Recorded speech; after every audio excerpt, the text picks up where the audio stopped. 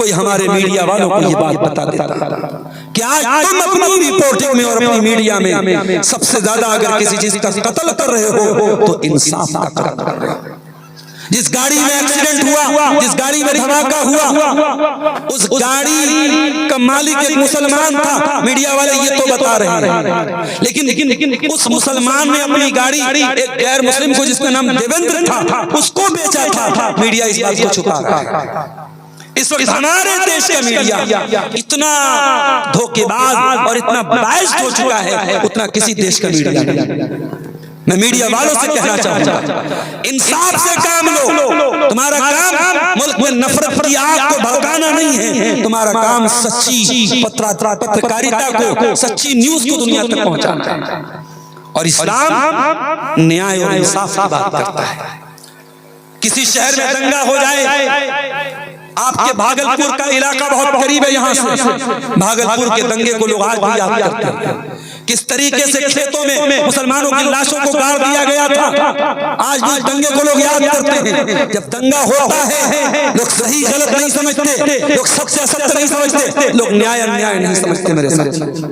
मगर कुरान वो किताब है और इस्लाम वो दीन है जो हमें ये सिखाता है, चाहे दंगा हो जाए, चाहे युद्ध हो जाए, चाहे जंग हो जाए, कोई भी हालत आ जाए, न्याय का दामन हमें नहीं छोड़ना। जो ब्लास्ट हुआ है, चलती कार लाल किले के पास उड़ जाती है, कौन उसका जिम्मेदार है?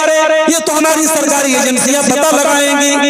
मगर आज इस स्टेज से और इस प्रोग्राम से मैं आपको ये पैगाम देना चाहता हूँ, अगर मान भी लिया जाए कि वो धमाका करने में अभी क्लियर नहीं है कि वो सीएनजी सिलेंडर फटने से हुआ या वाकई में उस कार के अंदर कोई विस्फोटक सामग्री थी, अगर मान लिया जाए कोई विस्फोटक सामग्री थी और ये एक्सीडेंट नहीं था, बाकायदा साजिश थी, हमला था, और अगर उसमें अपने आप को कोई मुसलमान कहने वाला अगर वाकई में जिम्मेदार था तो कान खोल करके सुन लीजिए, इस्लाम का दामन इससे पाक है।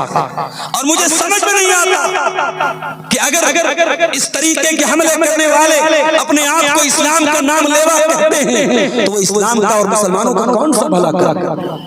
जब इस तरीके का देश में हमला हो रहा है, पूरे देश की फजा खराब होती है, पूरे देश का माहौल खराब होता है। अभी मैं ट्रेन पर आ रहा था बनारस से, जब मैं ट्रेन पर पटना के लिए बैठा, मैं चुपचाप से अपनी सीट पर लेटा हुआ था, नीचे लोग मोबाइल पर न्यूज देख रहे थे और गालियां दे रहे थे मुसलमानों।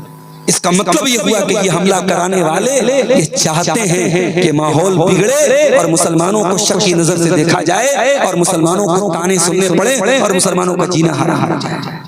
इसलिए कम से कम ये जितने आतंकवादी हमले होते हैं, इनको करने वाला कोई मुसलमानों का हमदर्द तो नहीं हो सकता है, उससे मुसलमानों को कोई बेनिफिट मिलने वाला याद रखो मेरे भाई, न मुसलमान कभी आतंकवादी हो सकता है, न इस्लाम कभी आतंकवादी। दिल्ली में जो कार का बम धमाका हुआ, कार धमाका हुआ, उस कार का भी वीडियो इंटरनेट पर आ गया है। और टोल पे वो आदमी जब फ्यूल भरवाने गया था, पेट्रोल भरवाने गया था, तो उसकी तस्वीर उसमें आ गई, तो टोल पे भी कैमरा लगा। वनऊज़ु बिल्लाहि मिन शुरूरि अनफुसिना व मिन सय्यिआति अअमालिना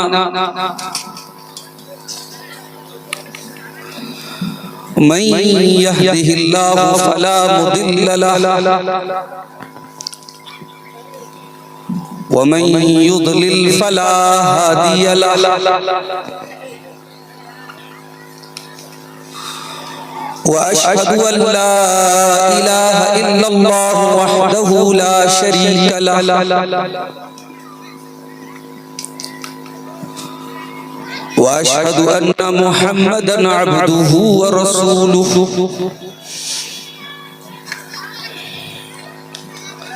या अय्युहल्लज़ीना आमनुत्तक़ुल्लाहा हक़्क़ तुक़ातिही व ला तमूतुन्ना इल्ला व अंतुम मुस्लिमून।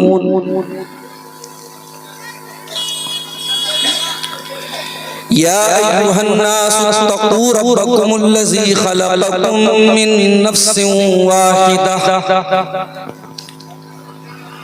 व ख़लक़ मिन्हा ज़ौजहा व बत्थ मिन्हुमा रिजालन कसीरन व निसा वत्तकुल्लाह अल्लज़ी तसाअलून बिही वल अरहाम इन्नल्लाह काना अलैकुम रक़ीबा।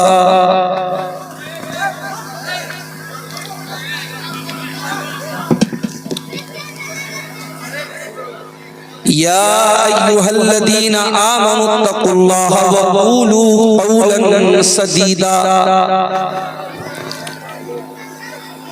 युस्लिह लकुम अअमालकुम व यग़फिर लकुम ज़ुनूबकुम वमन युतिइल्लाह व रसूलहु फ़क़द फ़ाज़ फ़ौज़न अज़ीमा।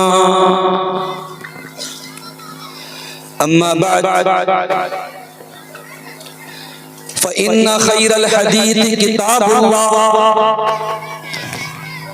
व खैरल हदी हदी मुहम्मदिन सल्लल्लाहु अलैहि वसल्लम व शर्रल उमूरि मुहदसातुहा व कुल्लु मुहदसतिन बिदअह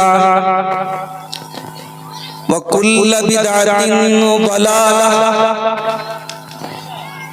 व कुल्लु ज़लालतिन फिन्नार।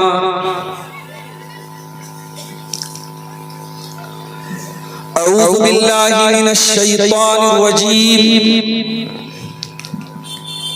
बिस्मिल्लाहिर रहमानिर रहीम। कुल तआलू अत्लु मा हर्रम रब्बुकुम अलैकुम अल्ला तुश्रिकू बिही शैआ व बिल वालिदैनि इहसाना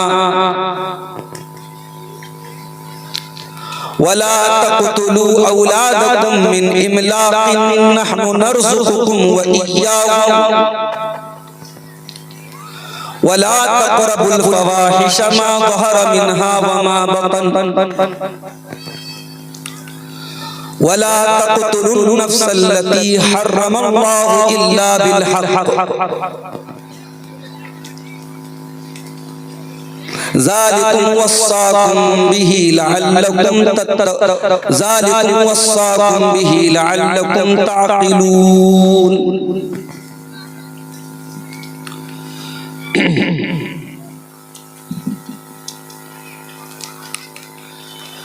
बेअमल को दुनिया में राहतें नहीं मिलती,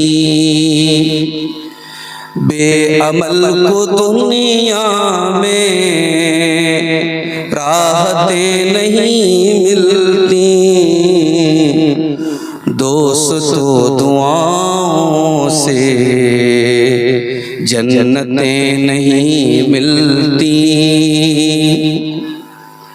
इस नए ज़माने के आदमी अधूरे हैं, इस नए ज़माने के आदमी अधूरे हैं। सूरतें तो मिलती हैं, सीरतें नहीं मिलती, सूरतें तो मिलती हैं, सीरतें नहीं मिलती। अपने बल पे लड़ती है अपनी जंग हर पीढ़ी, अपने बल पे लड़ती है अपनी जंग हर पीढ़ी। नाम से बुजुर्गों के अज़मतें नहीं मिलती, नाम से बुजुर्गों के अज़मतें नहीं मिलती। जो परिंदे आंधी का सामना नहीं करते, जो परिंदे आंधी का सामना नहीं करते, उनको आसमानों की रफ़अतें नहीं मिलती, उनको आसमानों की रिफ़अतें नहीं मिलती। शोहरतों पे इतरा कर खुद को जो खुदा समझे, शोहरतों पे इतरा कर खुद को जो खुदा समझे, मंजर ऐसे लोगों की तुरबतें नहीं मिलती। सदर मुहतरम उलमाए किराम, मुहतरम बुजुर्गों, नौजवान साथियों, ये मेरे लिए बहुत खुशी का मौका भी है और सच पूछिए तो गैर मुतवक्का है। आज के प्रोग्राम के लिए हाफिज शमशेर साहब हफिज़हुल्लाह ने यकीनन तारीख मुझसे महीने भर पहले ली और कल डालकोला साइड में एक प्रोग्राम में मुझे आना था और फिर वहां से आज के इस प्रोग्राम में शिरकत करनी थी। मुसलसल एक हफ्ते से 10 दिन से सफर, प्रोग्राम, तबीयत भी ठीक नहीं थी और मदरसे का भी मामला था। कल मैंने डालकोला का सफर कैंसिल कर दिया और हाफिज साहब को भी मैसेज कर दिया कि मैं नहीं आ पाऊंगा। लेकिन चूंकि इस इलाके में जब मैं बिल्कुल शुरुआत में आता था, मुझे याद है पहला प्रोग्राम इस इलाके में गालिबन 2009 या 10 के आसपास हुआ था। उस वक्त से हमारे अजीज, हमारे मोहतरम हाफिज शमशेर साहब से हमारे ताल्लुकात हैं, दोस्ती है। और शेख ने कहा कि आप नहीं आएंगे तो फिर हमारी बड़ी बदनामी होगी। और चूंकि इज्जत, एक दोस्त की इज्जत को अपनी इज्जत समझना चाहिए, इसलिए बहुत बड़ा रिस्क लेकर के मैं बनारस से तकरीबन 12:15 बजे निकला, पटना पहुंचा। पटना से बाई कार आपके बीच में अभी तकरीबन 9:30 बजे पहुंचा। रास्ते में मुझे मालूम कि ये जो महद ज़ैद इब्न साबित है और इस इदारे के आज कितने बच्चों को दस्तार बांधी? 42 बच्चे आज इस इदारे से कुरान करीम की हिफ्ज की तकमील कर चुके हैं और उनके सरों पे दस्तार बांधी गई है। इस इदारे की एक उपलब्धि और एक कारनामा मुझे रास्ते में इस इदारे के एक स्टाफ ने, शेख तस्लीमुद्दीन साहब ने बताया कि मरकजी जमीयत अहले हदीस हिंद के मुसाबके में पहला इनाम पाने वाला इसी इदारे का एक तालिब इल्म, इसी इदारे से पढ़ा हुआ, उसने पहला इनाम हासिल किया। ये बहुत बड़ी कामयाबी है और बहुत कम वक्त में इस इदारे ने अगर इतना बड़ा कारनामा अंजाम दिया है कि यहाँ का तालिब इल्म ऑल इंडिया लेवल के मुकाबले में अव्वल इनाम पा रहा है, तो मैं समझता हूँ कि ये इस इदारे के जो जिम्मेदार हैं और इदारे के जो स्टाफ हैं उनकी मेहनत और उनकी कुर्बानियों का नतीजा है। दुआ है रब्बुल आलमीन इस इदारे को मजीद तरक्की अता फरमाए और ये इदारा दिन दूनी रात चौगुनी तरक्की अता करे। मेरे भाइयों, झारखंड के इस इलाके में ये प्रोग्रामों का सीजन नहीं है। आमतौर से आपके इलाके में फरवरी और मार्च में प्रोग्राम होते हैं और कुछ प्रोग्राम मैंने दे भी रखे हैं, कुछ फरवरी में है, कुछ अप्रैल में है, रमजान के बाद। तो ये मौसम इस इलाके के प्रोग्रामों का नहीं है और काफी मौसम में ठंडक और खुनकी भी हम महसूस कर रहे हैं।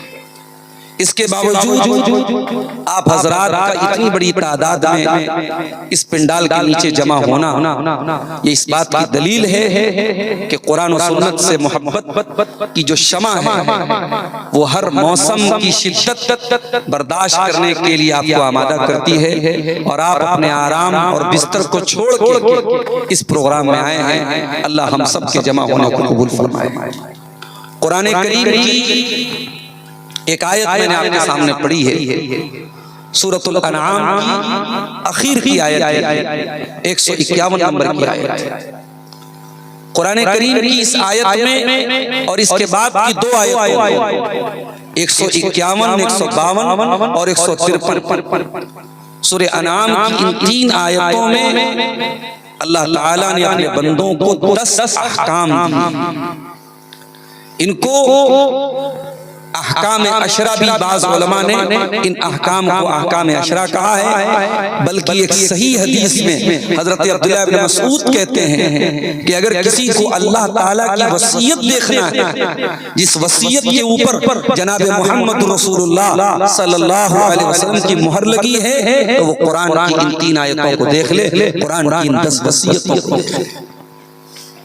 मेरी आज की तकरीर इन्हीं 10 वसीयतों पर होगी।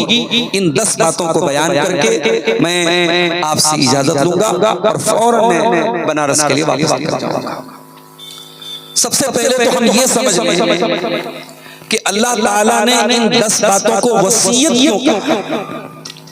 अरबी जबान में जब कोई बात बहुत मजबूती से कही जाए, बहुत ताकीद के साथ कही जाए, बहुत जोर दे करके कही जाए, उसको अरबी में वसीयत है। इसीलिए मरने वाला मरने से पहले अपने वारिसीन को जो बातें बता के जाता है उसको भी वसीयत कहा जाता है। तो कुरान की इन 3 आयतों में अल्लाह ने 10 वसीयत दी। आइए कुरान खोलते हैं, सूरह अनाम आयत नंबर 151। अत्लु मा हर्रम रब्बुकुम अलैकुम। ऐ नबी आप फरमा दीजिए, आओ मैं तुमको पढ़ के सुनाता हूँ। कुल तआलू अत्लु, आओ मैं तिलावत करता हूँ, मैं पढ़ता हूँ। नबी का एक काम ये भी था, नबी कुरान की तिलावत करके सुनाते। इसीलिए अल्लाह कुरान में अपने नबी की ड्यूटी बयान करते हुए फरमा रहा है, हुवल्लज़ी बअसा फिल उम्मिय्यीन रसूलन मिनहुम यतलू अलैहिम आयातिही व युज़क्कीहिम व युअल्लिमुहुमुल किताब वल हिकमा। अल्लाह ने अनपढ़ लोगों के बीच में, जो लिखना पढ़ना नहीं जानते थे, उनके बीच में उन्हीं में से एक रसूल भेजा। वो रसूल उनको कुरान की आयतों को पढ़ पढ़ के सुनाते हैं। ये अलग बात है कि नबी तो कुरान पढ़ पढ़ के सुनाते थे और नबी का उम्मती आज कुरान को रेशम के कपड़े में लपेट के रखे। जरा अपने दिल पे हाथ रख के बताओ, ये बेचारे मेरे पीछे जो बैठे हैं कुरान के हुफ़ाज़, ये तो कुरान पूरा याद करते हैं, कुरान का दौर करते हैं, लेकिन आम पब्लिक की मैं बात कर रहा हूँ, कितने लोग तो ऐसे हैं साल भर कभी कुरान की शक्ल तक नहीं देखते। रमजान का महीना आता है तो गैरत जाती है, शर्म आती है, तो कुछ लोग कुरान खोल लेते हैं, वरना साल भर कुरान को लपेट के हम गर्द गुबार में अटने के लिए छोड़ देते हैं। इसीलिए अल्लाह ताला कुरान करीम में अपने नबी की जुबान से कहलवा है, वक़ाल रसूल या रब्बि इन्न कौमी इत्तखज़ू हाज़ल कुरआन महजूरा। कयामत के दिन अल्लाह के रसूल शिकायत करेंगे, कंप्लेंट करेंगे अपनी उम्मत की। कौन कंप्लेंट कर रहा है? रसूल कर रहे हैं। किसके पास? अल्लाह के पास। क्या शिकायत करेंगे? वक़ाल रसूल या रब्बी, रसूल कहेंगे ऐ मेरे रब, इन्न कौमी इत्तखज़ू हाज़ल कुरआन महजूरा। मेरी कौम ने कुरान को छोड़ दिया, कुरान को छोड़ दिया। कुरान को हमने दवा इलाज की किताब बना दिया। कुरान पढ़ के मरीज को दम कर रहे हैं, जायज है, हराम नहीं है, मगर ये कुरान का सेकेंडरी पर्पस है, प्राइमरी पर्पस नहीं है, बुनियादी मकसद नहीं है। कुरान का बुनियादी मकसद आपकी बीमारियों, आपके जिस्म की बीमारियों को दूर करना नहीं, आपके दिल की बीमारियों को दूर करना। ये कुरान अल्लाह की वो किताब है मेरे साथ। लौ अंज़लना हाज़ल कुरआन अला जबलिन लरअयतहु खाशियन मुतसद्दिअन मिन खश्यतिल्लाह। इस कुरान को अगर हमने किसी पहाड़ के ऊपर भी उतारा होता तो पहाड़ भी अल्लाह के खौफ से चूर चूर हो जाता, रेजा रेजा हो जाता। हम तो इतने कठोर दिल हो चुके हैं, इतने सख्त दिल हो चुके हैं कि कुरान सुनकर और कुरान पढ़ करके भी आज हमारे दिलों पर कोई असर नहीं पड़ता।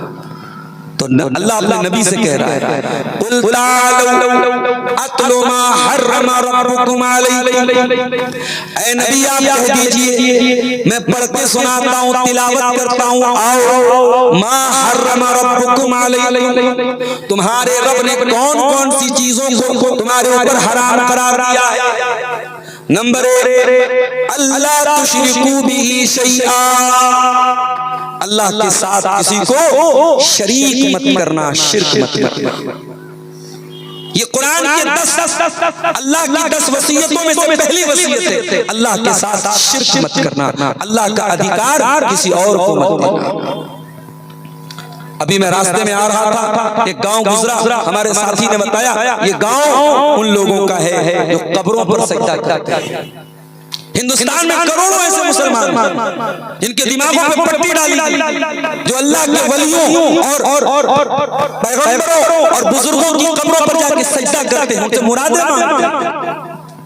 और माफ करना, आज बहुत सारे अहले हदीसों के यहाँ भी अकीदे की खराबियां हैं। आपके इलाके में भी अब अहले हदीसों के घरों में भी तावीज़ पहना जाने लगा है, बच्चों और औरतों के गले में तावीज़ नजर आने लगा है। अब आपके घरों में भी शिरकिया बहुत सारा होने लगा है। दुनिया का सबसे बड़ा पाप शिर्क है मेरे प्यारे साहब। ये नाकाबिले माफी गुनाह है, अनफॉरगिवेबल है, अल्लाह की ऐसी कोई माफी नहीं है। इन्नल्लाह ला यगफिरु अन युशरका बिही व यगफिरु मा दून ज़ालिका लिमन यशा, अल्लाह ताला शिर्क को माफ नहीं करेगा, शिर्क से छोटे जो गुनाह है वो माफ हो जाएंगे, शिर्क माफ होने वाला। इतना डेंजरस गुनाह है ये, अगर इंसान शिर्क करके दुनिया से गया, बगैर तौबा किए मर गया, अगर शिर्क की हालत में मर गया, आप उसके लिए मग़फ़िरत की दुआ नहीं कर सकते। आपका बाप ही क्यों ना हो, आपकी माँ ही क्यों ना हो, आपका भाई ही क्यों ना हो, मुशरिक के लिए मग़फ़िरत की दुआ करने की इजाजत भी आपको। इब्राहीम अलैहिस्सलाम अल्लाह की बारगाह में दुआ करते हैं, वग़फ़िर लि अबी इन्नहु काना मिनज़ ज़ालिमीन, ऐ अल्लाह मेरे बाप को बख्श दे, मेरे बाप को माफ कर दे, मेरा बाप भटक गया है, गुमराह हो गया है। अल्लाह ने कहा नहीं इब्राहीम, तुम्हारे बाप की बख्शिश नहीं हो सकती, तुम्हारे बाप के लिए तुम्हें मग़फ़िरत की दुआ करने की इजाजत मिली। और क़यामत के दिन जब इब्राहीम अलैहिस्सलाम अल्लाह की बारगाह में आएंगे, उनके बाप को बच्चों की शक्ल में लाया जाएगा और पैरों के उसके पैर पकड़ कर उनके बाप को जहन्नम की आग में डाल दिया जाएगा। तो अल्लाह कह रहा है कि अल्लाह के साथ किसी को शरीक मत करो। ये पहला हुक्म है कुरान। शिर्क सबसे बड़ा पाप है, सबसे बड़ा।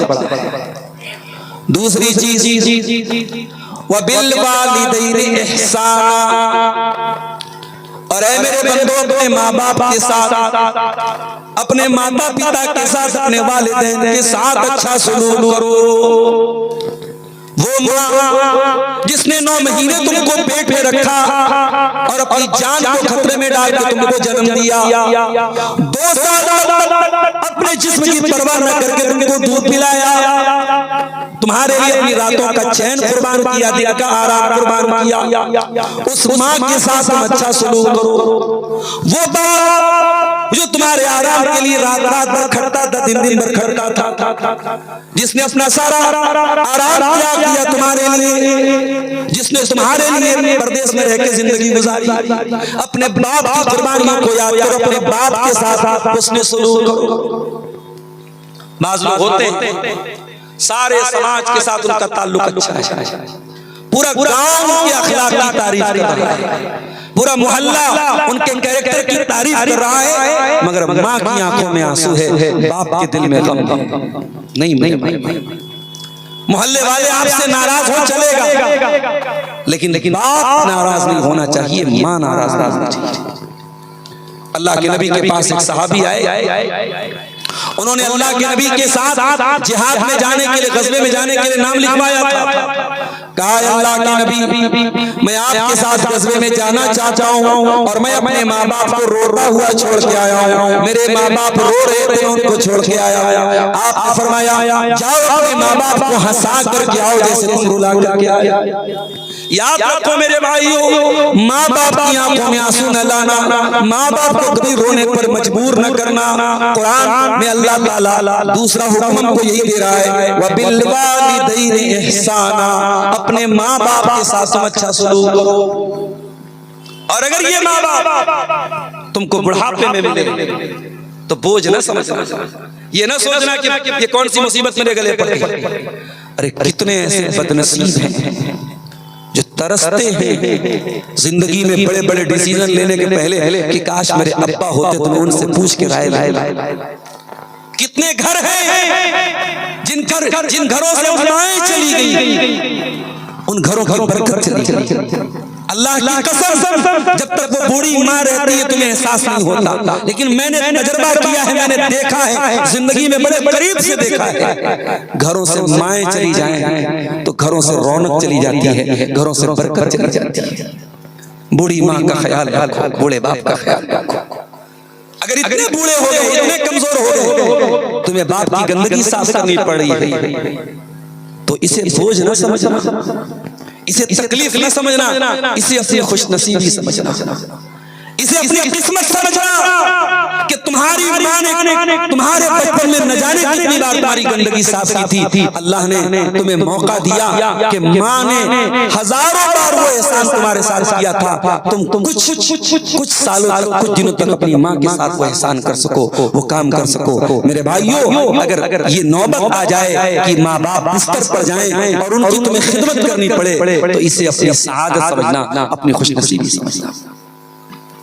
इसीलिए अल्लाह कुरान के 15वें पारे में कहता है, इम्मा यबलुगन्ना इंदकल किबर अहदुहुमा, जब तुम्हारे माँ बाप में से कोई एक बूढ़ा हो जाए, औ किलाहुमा, या दोनों बूढ़े हो जाए, कोई तुमको एक मिल जाए या दोनों मिल जाए बुढ़ापे में। अगर दोनों मिल गए तो बहुत अच्छी बात है, माँ चली गई बाप बचाए, बाप चला गया माँ बची है। अगर एक बचा है, अकेला बचा है, तो अकेला तुम्हारे प्यार का, तुम्हारी केयर का, तुम्हारी तवज्जो का ज्यादा हकदार है। जब तक दो थे, दोनों एक दूसरे के सुख दुख में एक दूसरे का सहारा बन जाते थे, एक दूसरे को ढाढ़स बजाते थे, एक दूसरे को हौसला दिया कर देते थे। अकेला अगर बाप बचाए, अकेली अगर माँ बची है, तो कुरान उसका जिक्र पहले करता है, इम्मा यबलुगन्ना इंदकल किबर अहदुहुमा, कोई एक तुमको बुढ़ापे में मिल जाए या दोनों बुढ़ापे में मिल जाए।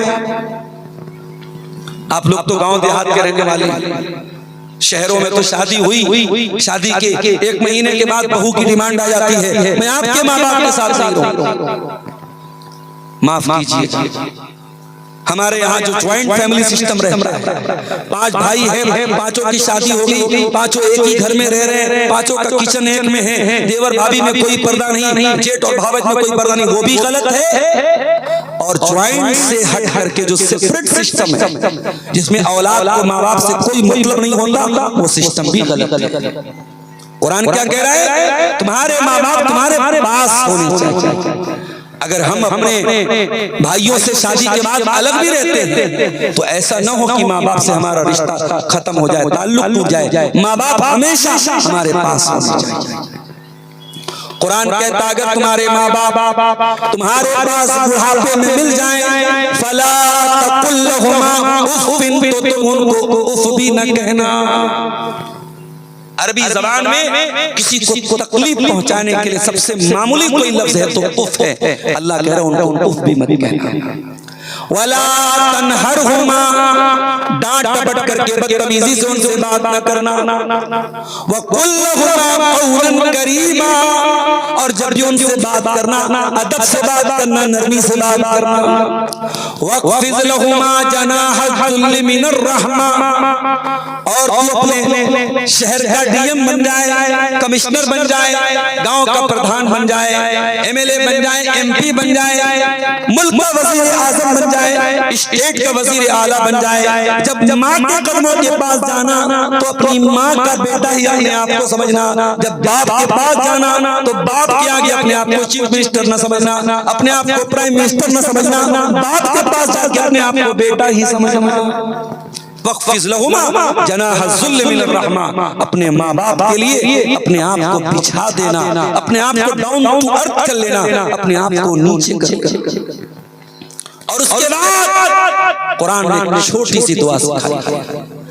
अमरपुर वालों, अगर ये छोटी सी दुआ आपको याद नहीं है और आप अपने माँ बाप के लिए दुआ नहीं करते तो मुझे माफ कीजिए, आप अपने माँ बाप की मोहब्बत के मामले में आप अधूरे हैं। कुरान कहता है वक़ुल लहुमा क़ौलन करीम वक़ुर रब्बिरहमुमा कमा रब्बयानी सगीरा, ये दुआ करो कि ऐ मेरे रब, मेरे माँ बाप पर रहम फरमा, इस तरीके से उन्होंने बचपन में मुझको पाला है।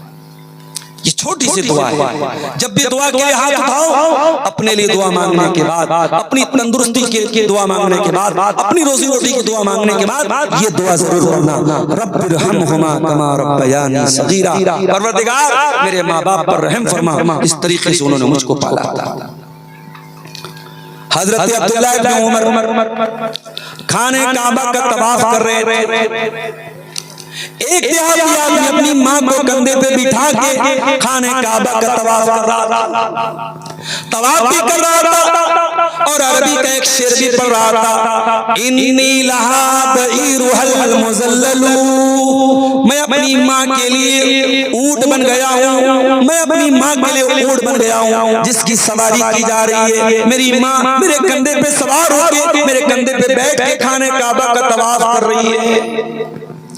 जब उसने तवाफ मुकम्मल कर लिया, अब्दुल्लाह इब्न उमर के पास आया, कहा अब्दुल्लाह इब्न उमर, आज मैंने अपनी माँ को तवाफ करा दिया खाने काबा का, अपनी पीठ को मैंने माँ की सवारी बना दिया, आज मुझे ऐसा लगता है कि मैंने माँ का हक अदा कर दिया। अब्दुल्लाह इब्न उमर कहते हैं, अल अदबुल मुफरद की सही रिवायत है, अब्दुल्लाह इब्न उमर कहते हैं ला वला बिज़फ़रतिन वाहिदा, अरे नादान, तुम माँ का हक अदा करने की बात करता है। तेरी माँ ने जब तुझको जन्म दिया था, तेरी माँ की जो चीख की आवाज निकली थी, अभी तो तूने उस आवाज का भी हक अदा नहीं किया। इस दुनिया में हमारी पैदाइश का सबब हमारे माँ बाप बहुत बड़े मोहसिन हैं हमारे, इसलिए कुरान कहता है वबिल वालिदैनि इहसाना, अपने माँ बाप के साथ अच्छा सलूक। तीसरा हुक्म वला तक़तुलू औलादकुम मिन इमलाक, और ऐ मेरे बंदो अल्लाह की तीसरी वसीयत भी सुन लो। अल्लाह की तीसरी वसीयत ये है कि अपने बच्चों को कत्ल न करो। क्या मतलब? बच्चों को कत्ल न करो, बच्चों की हत्या न करो। मिन इमला, गुर्बत की वजह से, गरीबी की वजह से, पैसे के अभाव की वजह से, रोजी रोटी की कमी की वजह से अपने बच्चों को कत्ल न करो।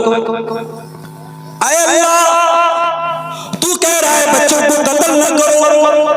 बच्चा पैदा होगा, स्कूल में डालना होगा, पढ़ाना होगा, लिखाना होगा, खिलाना होगा, पिलाना होगा। कौन खिलाएगा, कौन पिलाएगा? अल्लाह ने फरमाया नहनु नरज़ुकुकुम व इय्याहुम, मेरे बंदो तुमको भी रोजी हम देते हैं और तुम्हारे बच्चों को भी रोजी हम देते हैं। तो ये ना समझ कि तू रोजी रसा है। अगर तुझे ये लगता है कि अपनी औलाद को तू खिलाता है, क्या दुनिया में यतीम बच्चे नहीं पलते? तुझे अगर ये लगता है कि तेरे बाजुओं में बड़ी ताकत है और अपने बाजुओं से तू कमाता है, क्या दुनिया में अपाहिजों के पेट नहीं भरते? क्या तुझे ये लगता है कि तेरी आंखें बड़ी तेज हैं और अपनी आंखों के जरिए तू रोजी रोटी कमा लेता है? क्या दुनिया में अंधों को खाना नहीं मिलता है? क्या बहरों को रोजी नहीं मिलती है? मेरे प्यारे साथियों, रोजी देने वाला अल्लाह है, इसलिए रोजी रोटी के डर से कभी अपने बच्चों को कत्ल मत करना और माफ कीजिएगा। आज हमारे यहाँ क्या हो रहा है, मैं एक मदरसे में पढ़ाता हूँ, मदरसा गरीब इलाके में, लड़कियों को तो लोग इंटर करा रहे हैं, लड़कियों को 12 तक पढ़ा रहे हैं, ग्रेजुएशन करा रहे हैं, लड़के 5 तक पढ़ लिए, 6 तक पढ़ लिए, बाप ने कहा चलो भाई काम लड़कों को नहीं पढ़ा रहे। क्यों? कहते मौलवी साहब महंगाई बहुत ज्यादा है, परिवार को चलाना है, बेटा कमाएगा नहीं तो परिवार कैसे चलेगा? मैंने कितने टैलेंटेड बच्चों को देखा है, पढ़ाई में बहुत अच्छे हैं, लेकिन माँ बाप उन टैलेंटेड बच्चों की पढ़ाई खत्म करवा देते हैं सिर्फ इसलिए कि लड़का कमा के लाए। मदरसे की पढ़ाई छोड़ करके वो लड़का जाकर के कमाने लगता है। मेरे प्यारे साथियों, एक वक्त की रोटी खा करके एक वक्त फफाका कर लेना, अपना पेट काट लेना, गुर्बत बर्दाश्त कर लेना, मगर अपनी रोजी रोटी की वजह से बच्चों की पढ़ाई मत रोकना। आज के दौर में कहते हैं कि आज के दौर में ताकत इंसान के पास इल्म से आती है, तालीम से आती है। अगर आपकी औलाद कल तालीम की कमी की वजह से परेशान होगी, आपको कोसेगी, आपको बुरा भला बोलेगी कि काश मेरे माँ बाप ने मुझे पढ़ाया। तो कुरान कह रहा है अपनी औलाद को कत्ल मत करो। तो कत्ल न करने में बच्चों की पढ़ाई से उनको महरूम करना, बच्चों की तालीम छुड़ा देना, बच्चों को स्कूल और मदरसे से हटा देना, ये भी शामिल है। जहां तक हो सके, जहां तक मुमकिन हो, बच्चों की पढ़ाई रोकने की कोशिश न करो, बच्चों की पढ़ाई को टूटने मत दो मेरे प्यारे। उसके बाद फरमाया वला तक़रबुल फ़वाहिशा मा ज़हरा मिन्हा व मा बतन।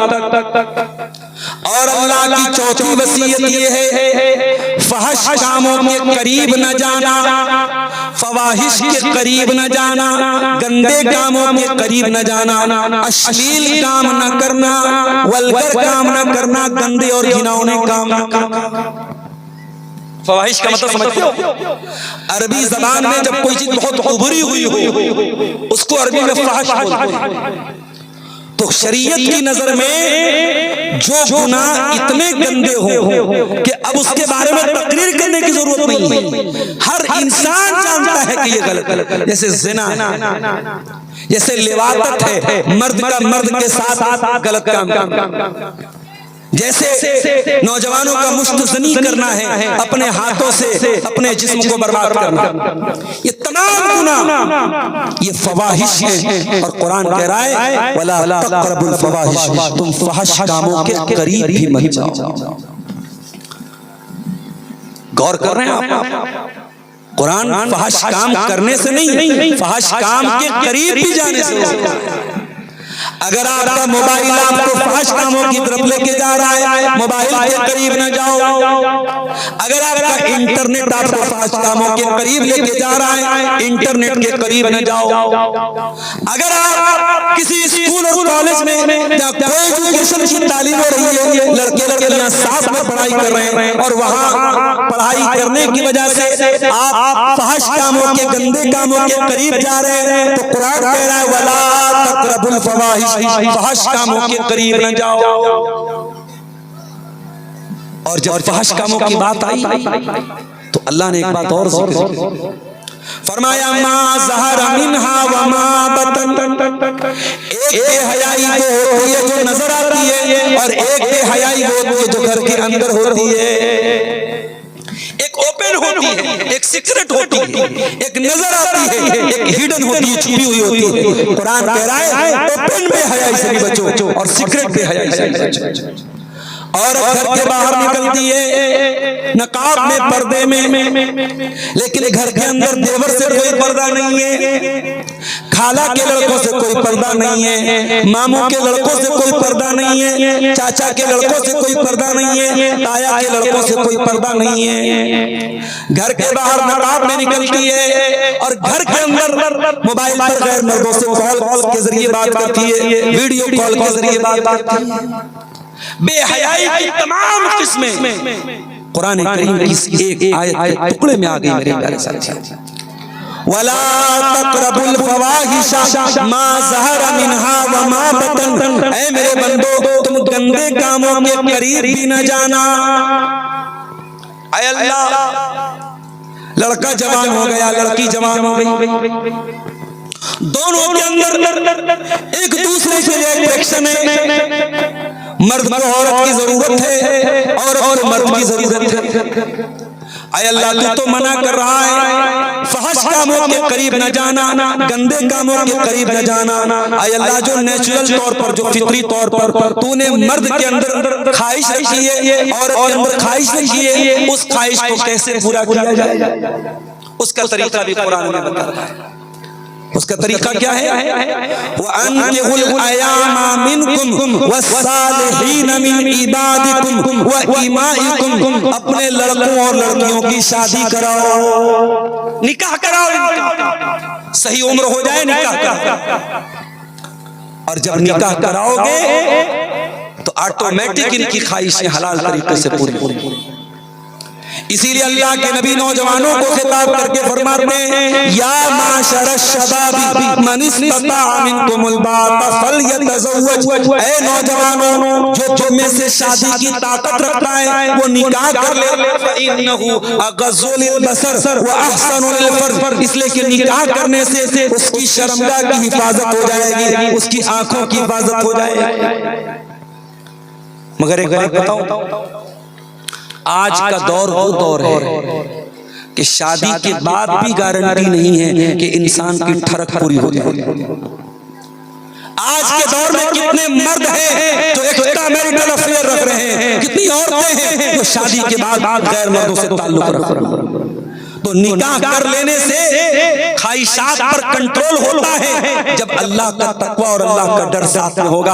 अगर अल्लाह का डर नहीं होगा तो शादी के बाद भी मर्द ज़िना करता है, औरत ज़िना करती है। इसीलिए कुरान ज़िना को इतना बड़ा पाप करार देता है कि अगर कुंवारा लड़का लड़की ज़िना करे तो कुरान कहता है, अज़्ज़ानियतु वज़्ज़ानी फजलिदू कुल्ला वाहिदिन मिनहुमा मिअत जल्दा, ज़िना करने वाली औरत और ज़िना करने वाले मर्द को 100 कोड़े मारो, 100 कोड़े मारो। वला ताखुज़कुम बिहिमा रअफ़तुन फी दीनिल्लाह, और जब ये सजा दी जाए तो पब्लिक प्लेस में दी जाए, सार्वजनिक स्थल पे दी जाए, सबके सामने दी जाए, सबके सामने 100 कोड़े मारो। और अल्लाह कह रहा है कि जब ये सजा दी जाए तो कोई मुरव्वत न की जाए। और अगर ज़िना करने वाला मर्द शादीशुदा है और ज़िना करने वाली औरत शादीशुदा है और इस्लामी अदालत है, इस्लामी कानून है, तो सजा क्या है? सजाए मौत है, और बड़ी दर्दनाक मौत है, पत्थरों से मार मार के उस ज़ानी को खत्म किया जाएगा। इसीलिए इस्लाम ज़िना को रोकने के लिए वो तमाम चोर दरवाजे बंद करता है जहां से समाज में ज़िना आता है। इसीलिए इस्लाम और हुक्म देता है, वला युबदीना ज़ीनतहुन्ना, औरत अपनी ज़ीनत को गैर मर्दों के सामने जाहिर न करे, इंस्टाग्राम पर फोटो न डाले, फेसबुक पर तस्वीरें न डाले, अपने व्हाट्सएप के स्टेटस पर तस्वीरें न डाले।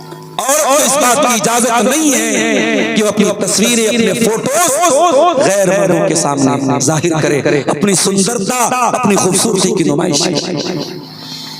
आप यकीन करें, आज इंस्टाग्राम पर हजारों आईडी ऐसी है जो मुसलमान और बल्कि उसमें कुछ बेगैरत ऐसे होते हैं कि औरत गंदे गंदे वीडियो बना रही है और उसका शौहर भी उसमें शामिल है। चंद पैसों के लिए शौहर अपनी बीवी के जिस्म की नुमाइश करवा रहा है, और शौहर भी मुसलमान है, बीवी भी मुसलमान है। ये ऐसे मुसलमान हैं जिनके बारे में शायर का वो शेर याद आता है, वज़ा में तुम हो नसारा तो तमद्दुन में हुनून, ये मुसलमान हैं जिन्हें देख के शर्माएंगे। आज हालात ये है मेरे प्यारे साथी, स्कूलों और कॉलेजों में फंक्शन के नाम पे लड़कियों को नंगा नचवाया जाता है, बेहयाई का डांस करवाया जाता है, और उस डांस के प्रोग्राम में मुसलमान भी शौक से हिस्सा लेता है, मुसलमान लड़के लड़कियां भी नाच गाना करते हैं। कुरान कहता है, वला तक़रबुल फ़वाहिशा मा ज़हरा मिन्हा व मा बतन, खबरदार फहश कामों के करीब न जाना, गंदे कामों के करीब न जाना, चाहे वो छुपे हुए हो चाहे वो खुले खुले। 4 चीजें हो गई। 5वीं चीज, वला तक़तुलुन नफ्सल्लती हर्रमल्लाहु इल्ला बिल हक़, और किसी ऐसे इंसान की जान मत लेना, हत्या न करना जिसकी हत्या करने की तुमको अल्लाह ने इजाजत नहीं दी है। किसी निर्दोष की हत्या न करना, किसी बेकसूर को कत्ल न करना। दिल्ली में जो ब्लास्ट हुआ है, चलती कार लाल किले के पास उड़ जाती है, कौन उसका जिम्मेदार है? ये तो हमारी सरकारी एजेंसियां पता लगाएंगी। मगर आज इस स्टेज से और इस प्रोग्राम से मैं आपको ये पैगाम देना चाहता हूं, अगर मान भी लिया जाए कि वो धमाका करने में अभी क्लियर नहीं है कि वो सीएनजी सिलेंडर फटने से हुआ या वाकई में उस कार के अंदर कोई विस्फोटक सामग्री थी, अगर मान लिया जाए कोई विस्फोटक सामग्री थी और ये एक्सीडेंट नहीं था, बाकायदा साजिश थी, हमला था, और अगर उसमें अपने आप को कोई मुसलमान कहने वाला अगर वाकई में जिम्मेदार था तो कान खोल करके सुन लीजिए, इस्लाम का दामन इससे पाक है।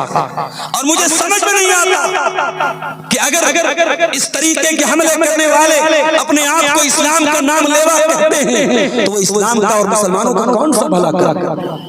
जब इस तरीके का देश में हमला होता है, पूरे देश की फजा खराब होती है, पूरे देश का माहौल खराब होता है। अभी मैं ट्रेन पर आ रहा था बनारस से, जब मैं ट्रेन पर पटना के लिए बैठा, मैं चुपचाप से अपनी सीट पर लेटा हुआ था, नीचे लोग मोबाइल पर न्यूज देख रहे थे और गालियां दे रहे थे मुसलमानों। इसका मतलब ये हुआ कि ये हमला कराने वाले ये चाहते हैं कि माहौल बिगड़े और मुसलमानों को शक की नजर से देखा जाए और मुसलमानों को ताने सुनने पड़े और मुसलमानों का जीना हराम हो जाए। इसलिए कम से कम ये जितने आतंकवादी हमले होते हैं इनको करने वाला कोई मुसलमानों का हमदर्द तो नहीं हो सकता है, उससे मुसलमानों को कोई बेनिफिट मिलने वाला याद रखो मेरे भाई, न मुसलमान कभी आतंकवादी हो सकता है, न इस्लाम कभी आतंकवाद की शिक्षा दे सकता है। कुरान की आयत में पढ़ रहा हूं और अल्लाह 10 बातों की वसीयत हमको कर रहा है और उन 10 में से 5वीं बात क्या है? वला तक़तुलुन नफ्सल्लती हर्रमल्लाहु इल्ला बिल हक़। खबरदार किसी निर्दोष की, किसी इनोसेंट पर्सन की, किसी बेकसूर की हत्या मत करना। अरे इस्लाम तो वो दीन है जो एक इंसान की जान लेने को पूरी मानवता का कत्ल करार देता है, पूरी मानवता की हत्या करार देता है। कुरान कहता है मन कतल नफ्सन बिगैरि नफ्सिन औ फसादिन फिल अर्दि फकअन्नमा कतल अन्नास जमीआ। एक इंसान की जान लेने वाला, एक इंसान को कत्ल करने वाला पूरी इंसानियत का कातिल है। इसलिए ये जितने बम धमाके होते हैं या जितने आतंकवादी काम होते हैं, कभी गौर कीजिएगा, उससे इस्लाम का तो कोई भला नहीं, उससे मुसलमानों का तो कोई भला नहीं। उल्टे इस तरीके के हादसों को बुनियाद बना के अब देखिए मीडिया वाले न्यूज चला रहे हैं कि साहब डॉक्टर पकड़े जाए, उसमें लखनऊ के एक डॉक्टर को पकड़ा, एक हरियाणा के एक डॉक्टर को पकड़ा और कह रहे हैं कि ये जिहादी लोग डॉक्टर बन जाएं, इंजीनियर बन जाएं, तब भी ये दूसरों को कत्ल करते हैं और दूसरों का बुरा चाहते हैं। आप समझ रहे हैं इसके पीछे साजिश क्या है? इसके पीछे साजिश ये है कि आइंदा मुसलमान लड़के जब मेडिकल की तालीम हासिल करने जाएं तो वहां भी उनका जीना हराम कर दिया जाए, वो इंजीनियर न बन पाए, वो डॉक्टर न बन पाए, वो हायर एजुकेशन भी हासिल न कर सके। तो ये जितने आतंकवादी हमले होते हैं ये इंसानियत के भी खिलाफ है, ये भारत के भी खिलाफ है और ये हमारे इस्लाम के भी खिलाफ है। इस्लाम कतई सही है। ये 5 चीजें हो गई। नंबर 1 शिर्क मत करो, नंबर 2 माँ बाप के साथ अच्छा सलूक करो, नंबर 3 औलाद को कत्ल न करो, नंबर 4 गलत और गंदे कामों के करीब न जाओ और नंबर 5 किसी बेकसूर की हत्या मत करो। ये 5 चीजों का हुक्म देने के बाद अल्लाह कहता है ज़ालिकुम वस्साकुम बिही लअल्लकुम ताक़िलून। ये अल्लाह ताला तुमको वसीयत कर रहा है ताकि तुम अक्लमंद बन जाओ। तुम्हारे अंदर जर्रा बराबर भी अगर अकल है, बुद्धि है, तो तुम शिर्क नहीं करोगे, तुम कत्ल नहीं करोगे, तुम ज़िना नहीं करोगे, किसी निर्दोष की हत्या नहीं करोगे। अब ये 5 चीजें हो गई। अब आइए आगे 5 चीजें और बयान करके मैं बात खत्म। सूरह अनआम आयत नंबर 152 वला तक़रबू मालल यतीम इल्ला बिल्लती हिया अहसन, और यतीम के माल के करीब भी न जाना। यतीम किसको बोलते हैं? वो बच्चा, वो नाबालिग बच्चा जिसके बाप का इंतकाल हो, जिसको हिंदी में अनाथ कहते हैं, इंग्लिश में ऑर्फन कहते हैं, अरबी और उर्दू में यतीम कहते हैं। जो बच्चा यतीम है उसके माल के करीब न जाओ। अगर तुम्हारा भतीजा यतीम हो गया, तुम्हारा भांजा यतीम हो गया, तुम्हारा कोई रिश्तेदार यतीम हो गया और यतीम का माल तुम्हारे हाथ लग गया, तो उसके माल को अपना माल समझ के बेदर्दी से उड़ाने मत लगना। यतीम के माल को बहुत संभल करके इस्तेमाल करना। उस माल के करीब भी न जाना। इल्ला बिल्लती ही अहसन, हाँ अगर यतीम का माल उसी के ऊपर खर्च हो रहा है तो कर सकते हो। हत्ता यबलुगा अशुद्धा, यहाँ तक कि वो यतीम जब जवान हो जाए, बालिग हो जाए, उसका माल उसके हवाले कर। आज आपके झारखंड में बहुत सारे इदारे ऐसे चलते हैं जहाँ यतीम बच्चे पढ़ते हैं। बनात के इदारे हैं जहाँ यतीम बच्चियां पढ़ती हैं। मैं उन इदारों के जिम्मेदारों को एक पैगाम देना चाहता हूँ, खबरदार, अगर यतीम बच्चों के नाम पे आपको कोई चंदा मिल रहा है, यतीम बच्चियों के नाम पे आपको कोई पैसा मिल रहा है, उसके बारे में बहुत मोहतात रहना, बहुत एहतियात करना, कहीं ऐसा न हो कि यतीम का माल खाने के आप भी जिम्मेदार। यतीम का माल कहीं हमारे पेट में न चला जाए। अगर गया यतीम का माल हमारे पेट में तो कुरान क्या कहता है, सुन लीजिए, इन्नल्लज़ीना याकुलूना अमवालल यतामा ज़ुल्मन इन्नमा याकुलूना फी बुतूनिहिम नारा। जो लोग यतीम का माल खाते हैं वो अपने पेट में जहन्नम की आग खाते हैं। अरे यतीम वो होता है जिसका बाप नहीं है, जिसकी मर्जी थप्पड़ मार दे, जिसका जी चाहे गाली दे दे, कोई बचाने वाला नहीं, कोई डिफेंस करने वाला नहीं, कोई सपोर्ट करने वाला नहीं, इस यतीम का कोई सपोर्ट करने वाला नहीं। उस यतीम का मेरा अल्लाह सपोर्ट करता है और अल्लाह कुरान में उस यतीम का हक बयान कर रहा है और अपने बंदों से कह रहा है वला तक़रबू मालल यतीम इल्ला बिल्लती हिया अहसन, यतीम के माल के करीब जाना।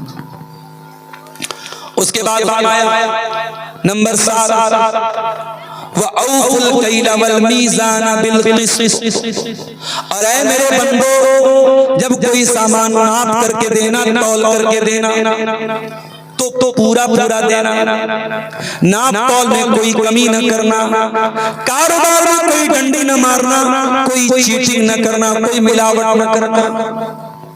झारखंड में बड़े बड़े घोटाले हुए, उसका जिम्मेदार बड़े बड़े लोगों को करार दिया गया। बहुत सारे घोटाले सच में हुए, बहुत सारे घोटालों का इल्जाम भी लगा। लेकिन आप गौर कीजिए, ये घोटाले क्यों होते हैं, ये सामानों में मिलावट क्यों होती है? जब इंसान के दिल से अल्लाह का डर निकलता है, जब ऊपर वाले को जवाब देने का एहसास निकलता है, तभी इंसान घोटाला करता है, करप्शन करता है। दुनिया के सारे करप्शन, सारे भ्रष्टाचार, सारी बेईमानी, सारी खयानत को खत्म करने का एक ही तरीका है, अल्लाह के कैमरे का डर पैदा हो जाए। दुनिया में कैमरा लगा होता है, इंसान चोरी नहीं करता, कैमरा लगा है। आप देखिए जहां जहां टोल है, टोल प्लाजा पे भी कैमरा लगा है। अभी दिल्ली में जो कार का बम धमाका हुआ, कार धमाका हुआ, उस कार का भी वीडियो इंटरनेट पर आ गया है। और टोल पे वो आदमी जब फ्यूल भरवाने गया था, पेट्रोल भरवाने गया था, तो उसकी तस्वीर उसमें आ गई। तो टोल पे भी कैमरा लगा। दुनिया में कैमरे क्यों लगते हैं? ये कैमरे इसलिए लगते हैं ताकि कभी मौका पड़े तो अपराधी को पकड़ा जाए। हमारे ड्राइवर साहब बड़ी स्पीड में गाड़ी चला रहे थे, हाईवे पर एक जगह कैमरा लगा था और स्पीड, वो कैमरा स्पीड को भी ट्रैक करता है। अगर आपकी स्पीड 80 के ऊपर है, 100 के ऊपर है, फौरन मोबाइल पर मैसेज आ जाएगा, चालान कर जाएगा। दुनिया का कैमरा अगर अपराध को कंट्रोल कर सकता है तो सोचो अल्लाह का कैमरा, उसमें कितना पावर। दुनिया का कैमरा बहुत जूम करेगा, आधा किलोमीटर 1 किलोमीटर दूर किसी चीज को जूम कर लेगा, लेकिन अल्लाह का कैमरा कैसा कैमरा है? व इन्ना अलैकुम लहाफिज़ीन किरामन कातिबीन यालमून मा तफ़अलून। अल्लाह का कैमरा किरामन कातिबीन की शक्ल में, फरिश्तों की शक्ल में सबके साथ मौजूद है। वो फरिश्ते हमारी एक एक हरकत को वॉच कर रहे हैं, एक एक अमल को लिख रहे हैं, रिकॉर्ड कर रहे हैं।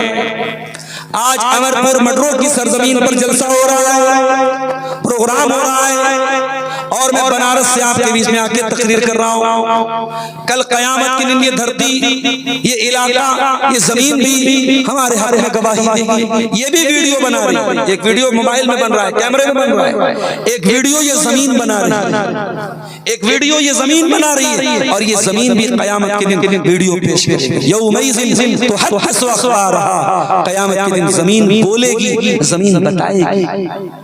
तो अल्लाह के कैमरे से डरो मेरे प्यारे साथी, अल्लाह की रिकॉर्डिंग से डरो, अल्लाह के अज़ाब से डरो, और नाप तौल में कोई कमी न करो, कारोबार में कोई चीटिंग न करो। अरे हराम के चंद पैसे घर में आ भी गए और मकान आलीशान बन गया और कपड़े आलीशान पहन लिए और बच्चों ने अच्छा खाना खा लिया, लेकिन कयामत के दिन उसका अंजाम बहुत बुरा होगा। इसलिए मेरे प्यारे साथियों, कुरान हमें 7वां हुक्म दे रहा है, वअऊफुल कैला वल मीज़ान बिल क़िस्त, कि जब नाप तौल करो तो पूरा पूरा सामान तौल। अब एक सवाल पैदा हुआ, एक आदमी चावल का कारोबार करता है, दुकान पर कोई चावल लेने आया, उसने 1 किलो चावल तौल करके दिया, उसने पूरा पूरा 1 किलो तौला। कुछ दाने जब चावल को निकाल करके पॉलिथीन में डाल रहा था, कुछ दाने जमीन पे गिर गए। आए अल्लाह, तू ये कह रहा है कि नाप तौल पूरी करके दो, क्या अगर कुछ दाने जमीन पर गिर गए और दुकानदार ने 1 किलो सामान दिया और 1 ग्राम कम हो गया, जानबूझ के नहीं कम किया, अनजाने में कम हो गया, आए अल्लाह, क्या एक दाने का तू हिसाब लेगा? क्या एक ग्राम का तू हिसाब लेगा? फरमाया, ला नुकल्लिफु नफ्सन इल्ला वुसअहा, ऐ मेरे बंदो घबराओ नहीं, परेशान न हो, हम उतना ही बोझ डालेंगे जितना तुम उठा सको, तुम्हारी ताकत से ज्यादा तुम्हारे ऊपर बोझ नहीं डालेंगे। जानबूझ करके जो बेईमानी करोगे उसकी पकड़ो। अनजाने में अगर किसी को सामान दिया और कुछ 19-20 हो गया, नरम गरम हो गया, उसकी अल्लाह क्या पकड़नी। जानबूझ करके जो मिलावट करोगे, जो भ्रष्टाचार करोगे, जो कटौती करोगे, जो डंडी मारोगे, उसका हिसाब अल्लाह क्या देगा। तो 7 चीजें हो गई। नंबर 8, वइज़ा कुल्तुम फादिलू, और जब बात करो तो इंसाफ की बात करो। तुम्हें गांव का सरपंच बनाया गया, तुम्हें कबीले का सरदार बनाया गया, बिरादरी का सरदार बनाया गया, निकाह का मसला आता है लोग तुम्हारे पास आते हैं, तलाक का मसला आता है लोग तुम्हारे पास आते हैं, खुला का मसला आता है लोग तुम्हारे पास आते हैं। तुम्हें अगर फैसला करने का अधिकार दिया गया है तो तुम सही फैसला करना, इंसाफ वाला फैसला करना, पैसे लेकर के, रिश्वत लेकर के गलत फैसले न कर देना। तुम अमीरों के चेहरे देख करके फैसले न करना, गरीबों के खिलाफ और अमीरों के हक में फैसले न करना। वइज़ा कुल्तुम फादिलू, जब बात करना तो इंसाफ की बात करना, इंसाफ की बात करो, अन्याय नहीं, ना इंसाफी नहीं। इस्लाम इंसाफ वाला दीन है। और काश कोई हमारे मीडिया वालों को ये बात बता देता कि आज तुम अपनी रिपोर्टिंग में और अपनी मीडिया में सबसे ज्यादा अगर किसी चीज का कत्ल कर रहे हो तो इंसाफ का कत्ल कर रहे हो। जिस गाड़ी में एक्सीडेंट हुआ, जिस गाड़ी में धमाका हुआ, उस गाड़ी का मालिक एक मुसलमान था, मीडिया वाले ये तो बता रहे हैं, लेकिन उस मुसलमान ने अपनी गाड़ी एक गैर मुस्लिम को जिसका नाम देवेंद्र था उसको बेचा था। मीडिया इस बात को छुपा रहा है। इस वक्त हमारे देश का मीडिया इतना धोखेबाज और इतना बाइस्ड हो चुका है, उतना किसी देश का मीडिया नहीं। मैं मीडिया वालों से कहना चाहूंगा, इंसाफ से काम लो। तुम्हारा काम मुल्क में नफरत की आग को भड़काना नहीं है, तुम्हारा काम सच्ची पत्रकारिता को, सच्ची न्यूज को दुनिया तक पहुंचाना है। और इस्लाम न्याय और इंसाफ की बात करता है। किसी शहर में दंगा हो जाए, आपके भागलपुर का इलाका बहुत करीब है यहाँ से, भागलपुर के दंगे को लोग आज भी याद करते हैं किस तरीके से खेतों में मुसलमानों की लाशों को गाड़ दिया गया था। आज भी दंगे को लोग याद करते हैं। जब दंगा होता है लोग सही गलत नहीं समझते, लोग सच्चा सत्य नहीं समझते, लोग न्याय अन्याय नहीं समझते मेरे साथ। मगर कुरान वो किताब है और इस्लाम वो दीन है जो हमें ये सिखाता है, चाहे दंगा हो जाए, चाहे युद्ध हो जाए, चाहे जंग हो जाए, कोई भी हालत आ जाए, न्याय का दामन हमें नहीं छोड़ना है। कुरान कहता है वला यजरिमन्नकुम शनआन कौमिन अला अल्ला तादिलू इदिलू हुवा अक़रबु लित्तक़वा। ऐ मेरे बंदो, अगर जंग के हालात भी आ जाएं और तुम्हारी किसी के साथ दुश्मनी हो जाए तो दुश्मन के साथ भी तुम अन्याय न करना, ना इंसाफी मत करना, इंसाफ का दामन हाथ से जाने मत देना। तो कुरान कहता है वइज़ा क़ुल्तुम फ़ादिलू, जब बात करो तो इंसाफ की बात करो। ऐ अल्लाह, मैं फैसला करने बैठा, मेरी बीवी के खिलाफ है फैसला, मेरी औलाद के खिलाफ है, मेरी माँ के खिलाफ है, मेरे बाप के खिलाफ है। ऐ अल्लाह, मैं क्या करूँ? माँ का साथ दूं या सच्चाई का साथ दूं? बाप का साथ दूं या सच्चाई का साथ दूं? भाई का साथ दूं या सच्चाई का साथ दूं? कुरान कहता है वलऊ कान ज़ा कुर्बा, अगर तेरे अपनों के खिलाफ पड़ जाए तब भी तू सही फैसला करना, न्याय वाला फैसला करना, सत्य वाला फैसला। अल्लाह, ये है इस्लाम। अगर आप फैसले की कुर्सी पर बैठे हैं, आप जज हैं, आप पंच हैं, आप सरदार हैं, तो आपका फैसला बहस नहीं होना चाहिए, आपका फैसला न्याय वाला होना चाहिए, जस्टिस वाला होना चाहिए। 8 चीजें हो गई। नंबर 9 वबिअहदिल्लाहि औफू, और ऐ मेरे बंदो, अल्लाह ताला से तुमने जो वादा किया है उस वादे को पूरा करो, उस वादे को निभाओ। अल्लाह से वादा करके वादा खिलाफी मत करो। अल्लाह से हमने क्या वादा किया है? हमारी पैदाइश के हजारों साल पहले जब अपने बाप आदम की पीठ में हम थे और अभी हम दुनिया में पैदा नहीं हुए थे, उस वक्त अल्लाह ताला ने पूरी आदम की औलाद को इकट्ठा करके उनसे एक वादा लिया था। क्या वादा लिया था? अलस्तु बिरब्बिकुम, क्या मैं तुम्हारा रब नहीं हूँ? और आदम की सारी औलाद ने जवाब दिया बला, हाँ अल्लाह तू ही हमारा रब है। हमने अल्लाह से एग्रीमेंट किया था कि अल्लाह हम तुझे अपना रब माने। और आज अगर दुनिया में कोई अल्लाह को अपना रब नहीं मानता है और कोई गैरुल्लाह के आगे सर झुकाता है, कोई पेड़ की इबादत करता है, कोई नदी की इबादत करता है, कोई जानवर की इबादत करता है, कोई कब्र की इबादत करता है, वो अल्लाह के साथ वादा खिलाफी कर रहा है। और कुरान कह रहा है वबिअहदिल्लाहि औफू, अल्लाह से जो तुमने वादा किया है उस वादे को निभाओ, अल्लाह के साथ वादा करके वादा खिलाफी मत करो। तो ये 9 चीजें हो गई। अब इस आयत को खत्म करते हुए अल्लाह कहता है ज़ालिकुम वस्साकुम बिही लअल्लकुम तज़क्करून, ये भी अल्लाह ताला तुमको वसीयत कर रहा है ताकि तुम नसीहत हासिल करो। यतीम का मामला, इसका ताल्लुक नसीहत से है। नाप तौल में कमी का मसला, इसका ताल्लुक नसीहत से है। जब बात करे आदमी इंसाफ की बात करे, इसका ताल्लुक नसीहत से है। और इसी तरीके जब वादा करे, वादा पूरा करे, इसका ताल्लुक नसीहत से है। इसलिए कुरान कह रहा है कि अल्लाह की वसीयत है ताकि तुम नसीहत हासिल करो। अब आखिरी बात, अल्लाह की 10वीं वसीयत, सूरह अनाम आयत नंबर 153, व अन्ना हाज़ा सिराती मुस्तक़ीमन फत्तबिऊ, और ए नबी आप ऐलान कर दीजिए जो रास्ता मोहम्मद अकरम लेकर के आए हैं, जो नबी अकरम जो रास्ता लेकर के आए हैं वही अल्लाह का सीधा रास्ता है, फत्तबिऊ, उसी पर चलो। वला तत्तबिउ सुबुल, और दूसरे रास्तों पर न चलो, फतफर्रक़ बिकुम अन सबीली, वरना ये दूसरे रास्ते तुमको अल्लाह के रास्ते से भटका देंगे। नबी ने जो रास्ता दिया है उसी हाईवे पर चलो, उस हाईवे को मत छोड़ो, उस सिरात मुस्तकीम को मत छोड़ो। कौन क्या कह रहा है, हमारे बुजुर्गों ने क्या कहा, हमारे बड़ों ने क्या कहा, हमारे पीरों ने क्या कहा, नहीं, जो रसूल ने कहा, जो अल्लाह ने कहा, उसी मनहज पर, उसी सिरात मुस्तकीम पर चलते चले जाना है। अल्लाह कह रहा है व अन्ना हाज़ा सिराती मुस्तकीमन फत्तबिऊ, उसी सीधे रास्ते पर चलते चले जाओ, दूसरे रास्तों की पैरवी मत करो। पता ये चला सिरात मुस्तकीम का रास्ता है।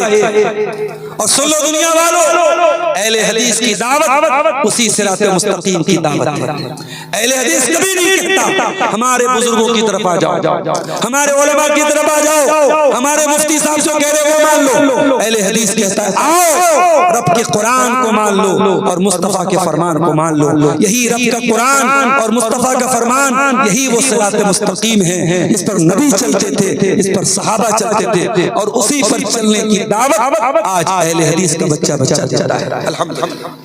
तो मेरे प्यारे साथियों, ये 10 वसीयतें अल्लाह ताला ने सूरह अनआम की इन 3 आयतों में हमें बयान की हैं। हम चूंकि वक्त भी मेरा पूरा हो रहा है और मुझे फौरन अभी निकलना भी है, सुबह क्लास भी करनी है बनारस पहुंच करके। हम अल्लाह से दुआ करते हैं रब्बुल आलमीन इन 10 वसीयतों पर हम सबको अमल करने की तौफीक अता फरमा। रब्बुल आलमीन हमें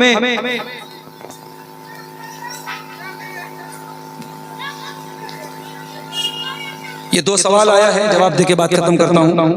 अगर बच्चा माँ के पेट में ही मर जाए तो उसका अकीका करना कैसा है? अकीका बच्चे के पैदा होने के बाद करना है और वो भी 7वें दिन तक बच्चा जिंदा रहे तब करना है। अगर 7वें दिन के पहले बच्चे का इंतकाल हो गया तो आपको अकीका करने की जरूरत नहीं है। और माँ के पेट में ही मरा है तो फिर उसका अकीका करने का कोई मतलब नहीं है। वल्लाहु आलम बिस्सवाब। दूसरा सवाल है, एक माँ अपने बच्चे को कितने दिन दूध पिला सकती है? कुरान करीम में दूध पिलाने की जो अक्सर मुद्दत यानी मैक्सिमम पीरियड जो बताया गया वो 2 साल है। 2 साल तक माँ जो है अपने बच्चे को दूध पिला सकती है। अगर कभी बच्चा उससे ज्यादा टाइम तक पी ले तो कोई गुनाह की बात नहीं है, लेकिन जो हक है बच्चे का और जो माँ को पिलाने का हुक्म है वो 2 साल है। वल्लाहु आलम बिस्सवाब। अल्लाह ताला हम सबको नेक अमल अच्छी समझ की तौफीक अता फरमाए। रब्बुल आलमीन आज की हमारी इस हाज़िरी को कबूल फरमाए, हम दुनिया और आखिरत दोनों जहान में कामयाब हो। आमीन। व आखिर दावाना अल्हम्दुलिल्लाहि रब्बिल आलमीन। अस्सलामु अलैकुम व रहमतुल्लाह।